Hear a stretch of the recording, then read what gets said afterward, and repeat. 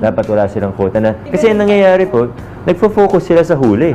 Imbis na mag-traffic, panghuhuli yung inaatupag nila. Which is mali. Pero hindi rin po kasalanan ng ibang enforcers.